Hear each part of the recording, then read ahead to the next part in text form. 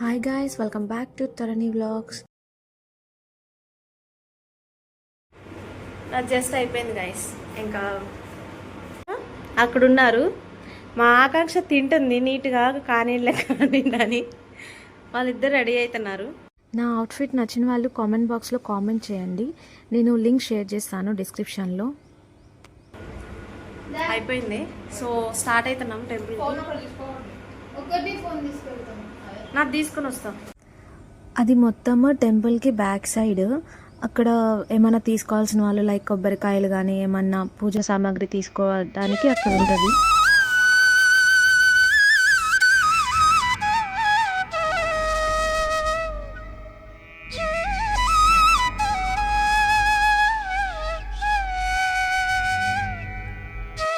ఇది అంతా టెంపుల్కి ఒక side entrance, back side entrance సపరేట్గా వేరేది ఉంది.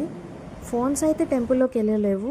డైరెక్ట్ మేము కౌంటర్లో ఫోన్స్ ఇచ్చేసి దర్శనానికి వెళ్ళిపోయాం. దర్శనం చేసుకొని కిందకు వచ్చి ఫోన్స్ తీసుకొని బ్యాక్ సైడ్ లిఫ్ట్ ఒకటి ఉంది. ఆ సైడ్ నుండి వెళ్తే పైన వ్యూ పాయింట్ అంతా తీద్దామని చెప్పి లిఫ్ట్ సైడ్ వెళ్ళడానికి స్టార్ట్ అయ్యి బ్యాక్ సైడ్ నుండి వెళ్ళాం మేము. మళ్ళీ 12 అయింది టైమ్. ఎండలో వెళ్తున్నాం. ఎండ ఎట్లా తగులుతుందంటే ఫుల్ ఉంది, కానీ దేవుడి కోసం తప్పదు. ఎండ మాత్రం మామూలుగా కాదు. మజ్జిగ ఇచ్చారు మంచిగా, ఒక గ్లాస్ తాగేసాం.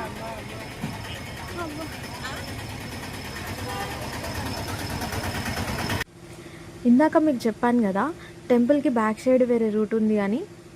లిఫ్ట్ సైడ్ నుండి వెళ్ళడానికి నడవలేని వాళ్ళు కానీ పెద్దవాళ్ళు ఎవరైనా ఉంటే ఈ సైడ్ నుండి వెళ్ళొచ్చు.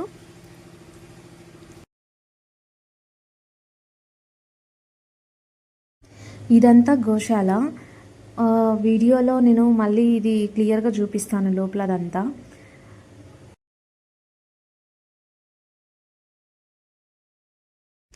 ఫోన్స్ కానీ కెమెరాస్ ఏమన్నా అవేమీ ఇక్కడ లేవు. కింద కౌంటర్లో ఇచ్చేసేవాళ్ళు. ఇది వచ్చేసి సెకండ్ సైడ్ ఎంట్రన్స్. మ్యాక్సిమం అందరూ ఈ సైడ్ నుండే పైన దర్శనం చేసుకోవడానికి వెళ్తారు. మేము ఫస్ట్ తెలియక ఆ సైడ్ నుండి వెళ్ళిపోయాం గాయస్. ఇది guys final Bhadrachalam view point అంతా.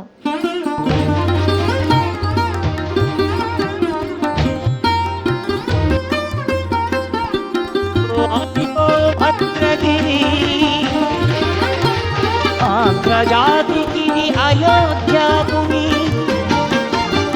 దేవానికి రాయని కథగా సీతారాములు తనపై ఒదగా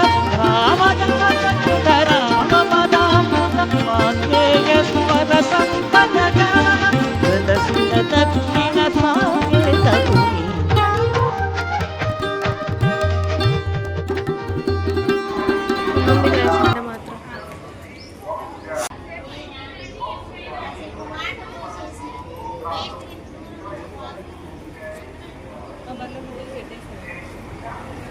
శ్రీకృష్ణుడిది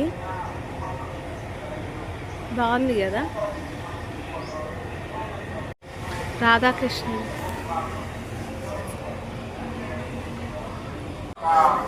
గోపూజకి అయితే 25 రూపీస్ అంట. సో జస్ట్ దర్శనం అదంతా అయిపోయింది. ఇంకా స్టార్ట్ అవుతున్నాం రూమ్కి వెళ్ళేసి. సో అక్కడ నుండి డైరెక్ట్ మళ్ళీ పర్ణశాలకు స్టార్ట్ అవుతాం. వీళ్ళిద్దరు చూడండి ఏం చేస్తున్నారు, పట్టుకొని వస్తున్నారు. మా రూమ్ దగ్గరికి వచ్చేసాం జస్ట్.